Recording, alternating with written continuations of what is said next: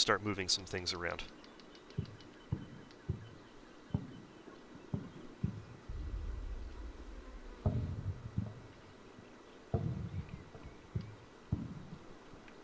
Okay, so a unit. A unit in combat mission is a vehicle or a group of soldiers that receive commands and act together as a group, as one unit, basically. So this squad here is composed of 9 soldiers, but it's one unit, because if I give them a command, all these guys are going to act together. Yes, sir. Every vehicle is always a single unit. You can't have multi-vehicle units. So to select any unit, there's a number of ways you can do it. You can either click on the floating icon that's above it, or you can actually just click on the vehicle itself or any of the soldiers in the unit will automatically select it. You'll know that you have it selected when the panels down here are populated with information. Also, when it's selected, you'll see that the soldier has a green circle underneath them. It'd be the same for a vehicle. And the floating icon will blink orange. That means you've got it selected. BackerBub asks, can you rebind the keys? Yes. If you go into the options menu in the main menu, there is a interface there where you can rebind the keys.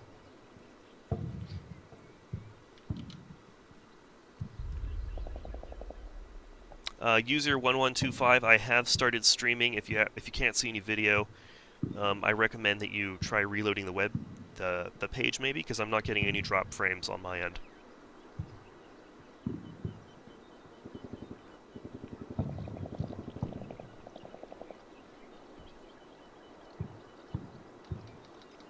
Okay, there's also some other ways you can select additional units. If you want, let's say, okay, so we have an entire rifle platoon here.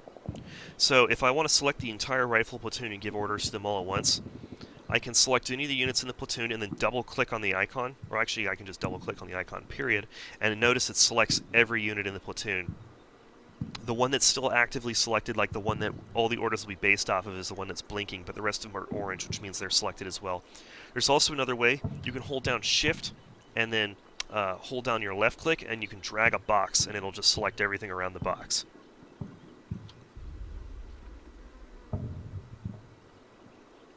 So that should answer Mikey's question right there. I read your mind. Okay, so couple of icons here. You see the little soldier of a man here. This is a basic rifle squad. It's the generic sort of infantry icon for any infantry that's not really a specialist unit.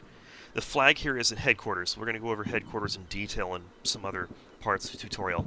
But for now, all you need to know is the flag is at headquarters. And in this case, it's the platoon headquarters. As you can see, if you look down here, you'll see 1st Platoon Headquarters. Alright, so our first objective, we're going to move to each of these objectives in turn, 1, 2, 3, 4, and 5. So the first thing we're going to do is we're going to give them a move order to go to range control here. So we want to move to the, we want to go to the movement command panel, which is M. If you want to use hotkeys to switch between them like I do, instead of clicking on the buttons, F5 through F8 correspond to them. So movement is F5, command is F6, special is F7, and admin is F8. And this is how I usually use it. I just switch between them using the hotkeys. Alright, so you want to hit F5 to open up the movement command panel. We want move. Its hotkey is also N. If you want to use a direct hotkey, just press N and it'll come up.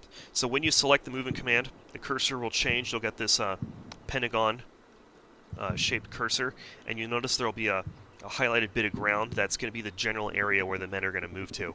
So we just want to move them anywhere inside the objective. So what happens when you give them the movement order, left click somewhere, you'll then get this waypoint appears. A colored line and then a white ball at the end. The white ball is the destination. They're going to follow this general path to this white ball. And then to end the order, you right click, and then the cursor changes back to the normal triangle. Spitzenhund asks, will NATO icons be optional, or will I have to mod them in like CMSF? These are the stock icons. If you want anything else, you'll have to use a mod. In fact, I'm pretty sure someone's already, I think one of the beta testers has already made a mod that uses NATO icons, and that should be available the second the game comes out.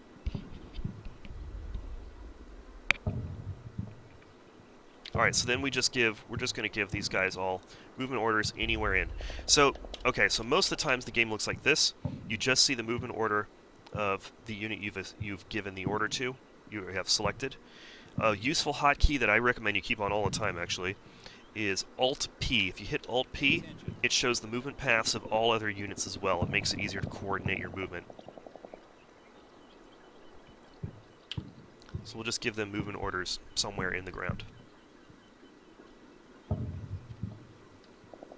Note, if you're new to this and it gets a little crazy trying to place waypoints, if you ever need to fix things, all you have to do is if you like replace a waypoint, you don't like it, you want to get rid of it, just press backspace, deletes the waypoint. Another option, if you don't like where your waypoint is you can click the white ball, hold, and then you can drag it around if you want to adjust it, and then just let go, and then it's done.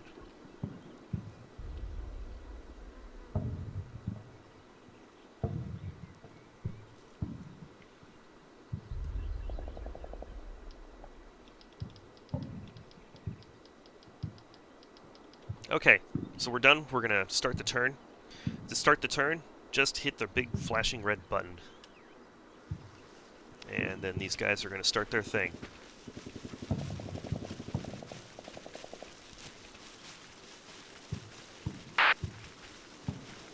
Alright, so this was a touch objective. When we touch the objective, we get a little radio squelch and then a message telling us that we've reached the objective. With a touch objective, you just need to hit it once and then you get the points for it. You don't need to hold the ground. You can just touch it and go. So move, these guys are using the move command. Move is useful if you're not in contact and you want to keep your guys nice and fit. You don't want to tire them out before they get to the battlefield. It's a pretty slow movement command, and if your guys get under fire, they're going to tend to switch to something faster to get them to somewhere safe more quickly. Move it out. Let's go. Your units might also be stuck at move if they get really tired or if they are if they're carrying really heavy equipment. The game does track weight for every soldier individually, and if they are overloaded, then they're going to have less movement options available to them. And in the worst case, in some of the worst cases, they may just be able to walk at a pace like what you just saw. So we're going to go ahead and give this another turn. I'm going to go over some turn controls for this one, and we're just going to skip through it. So if you're doing a boring turn like this, where these guys are just walking around and nothing's really happening, if you go down here, you can actually fast forward through it. If you hit the fast forward button, it skips 5 seconds forward through the turn. So you can actually just press it repeatedly and skip forward if you want to kind of see what happens, but you don't want to sit there for the whole 30 seconds. While you're playing the turn, you can hit escape to pause the game. You'll see a pause message comes up, and of course nothing happens, they're all paused. So you just hit that back and forth to unpause it. This button here, the one I have highlighted, this rewinds it all the way to the beginning of the turn. And then this is just a pause button, which you can also use escape for.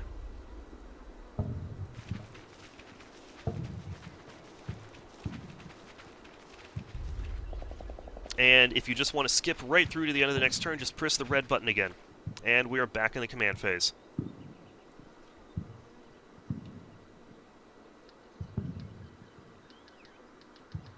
Okay, so now we're going to move to trees. We're going to use a new movement command. We're going to use quick.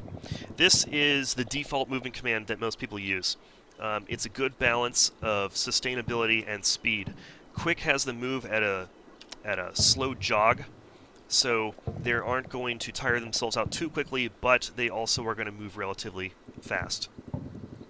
So we're just going to give them movement orders anywhere inside this objective here. And a reminder, because I know new people have a hard time with the commands. If you don't like your command, you can either delete it by pressing backspace, or you can adjust it by holding down left click and dragging it around. Spitzenhund asks if U.S. Army forces have the option of having khaki-colored vests. Yes, we'll go into that after the training campaign is over. I can show you how to do that.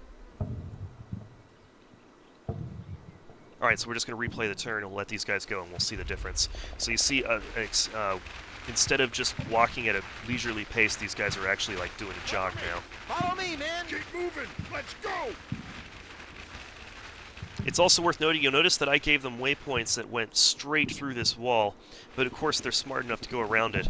That's something you're going to want to be careful of, is If you give them a long waypoint going very far distances, the AI is going to pick its own path to get around obstacles. So if you're concerned that they might go the wrong way, you're going to want to try and keep those waypoints short and manageable and have them go around. Choose how you want them to go around the objectives, because otherwise the AI might make a decision you don't like. Alright, so we're going to go ahead and just fast forward through this. We're going to skip one turn to let them get into their spots.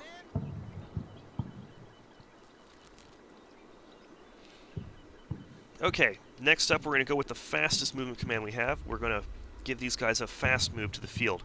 So it's right here, upper left corner of the movement panel. Hotkey is B. This basically instructs them to run as fast as they can. Just give them a movement command anywhere inside the objective. Then we'll replay.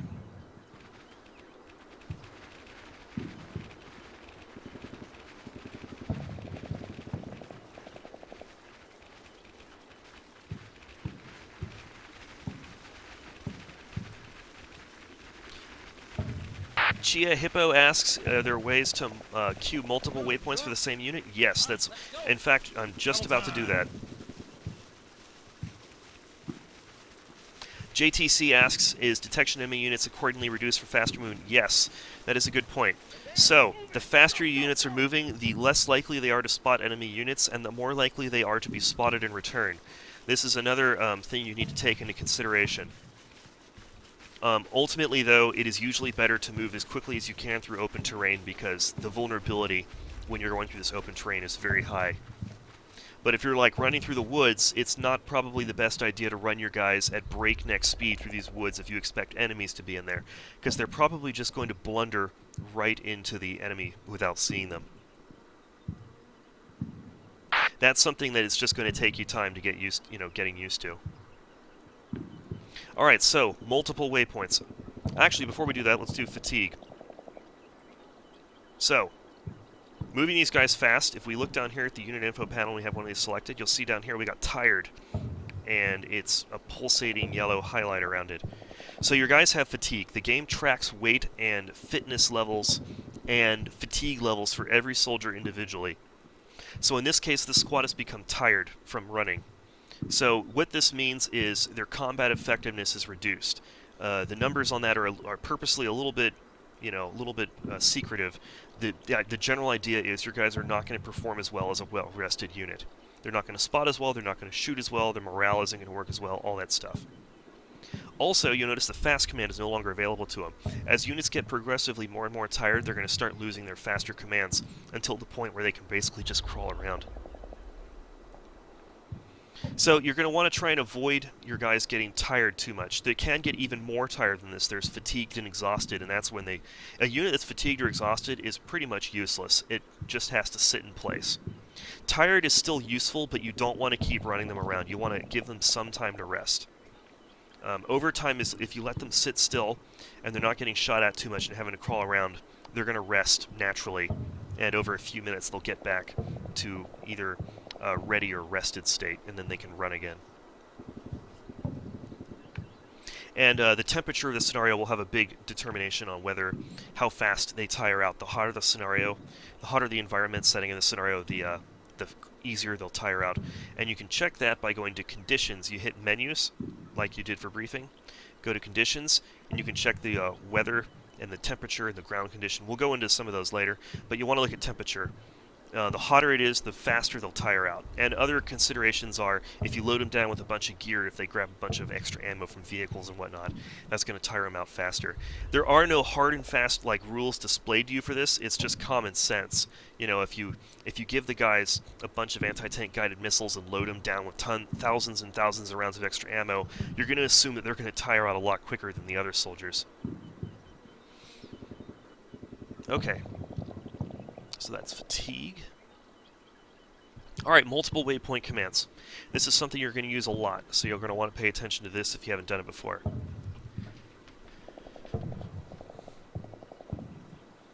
So, if I want to give a unit, so far all I've done is this. Just a really simple waypoint, tell the unit, move here. We want to give them something a lot more nuanced. We want to tell them to do something a little bit more specific. So we can give them multiple waypoints, and they have to hit each waypoint before they move to their destination. So, we're going to give this squad we're going to hit N, hotkey N, we're going to give them a move command to here. Actually, let me start this over. Okay, so you left-click to place it. Instead of right-clicking to end the order like we've done before, go a little bit further, and then left-click again, and now we have a new waypoint. So the triangle here, or the pyramid, tells us that this is an intermediate waypoint. It's going to go here, follow this path, hit this waypoint, pause, and then continue forward with this to this point here. And then you can keep going like that. You can just keep this going as long as you want. You can add as many waypoints as you want. I think the game lets you add it lets you have something like 200 something waypoints at once, maybe more. And you can switch it up. So say if I want to make a quick order, we'll do a quick order all the way to the firing line, because this is our ultimate area we want to move into, is this small arms range here. You can give them different waypoints. So they're going to move, and then they're going to quick move to up to here. If you want to edit a waypoint, you can do that as well. Just click on the line. You'll see that it highlights. This means that we've got this waypoint selected, and anything we do is going to edit this waypoint. So I can, for example, hit quick, and now it's a quick waypoint. You can also drag this cursor around, and we can just edit it like this.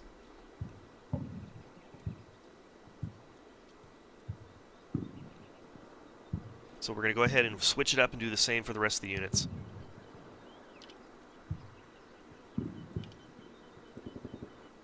Just to give you an idea of what you can do. You can do pretty much anything you want with these, really.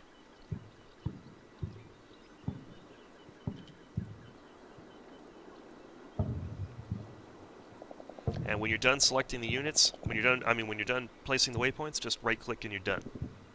It'll change back to the normal triangle cursor.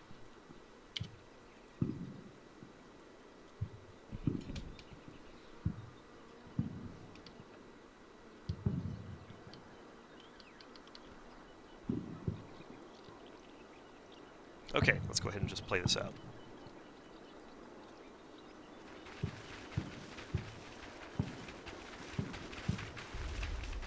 Move them out. Let's move. Move it. Go, go, go. So you see they take a pause, they take a knee when they reach their waypoint. That's true for infantry-type units. For vehicles, they do not. Chia Hippo asks if there is any indication on how many turns it takes to complete a waypoint. No. There is no indication because there are so many different factors that could happen to influence how the unit reaches its waypoint. If you set really long, complicated waypoints, chances are something's going to happen to that unit, or something's going to change in the situation that's going to have those waypoints be altered, or it's going to change how quickly the unit can get to that end destination. So we don't actually calculate anything about how long it would take. It also doesn't work that way in real life, which is, if that's a rule in real life, it's probably also a rule in the game.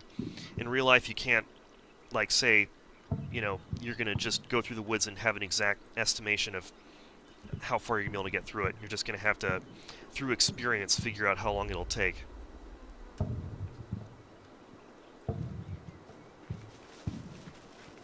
Alright, so our guys are coming up to the target range, so we're finally going to get some target practice in.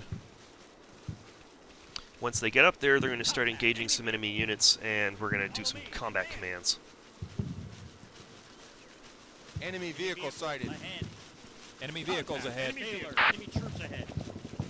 Move them out. So we've got some non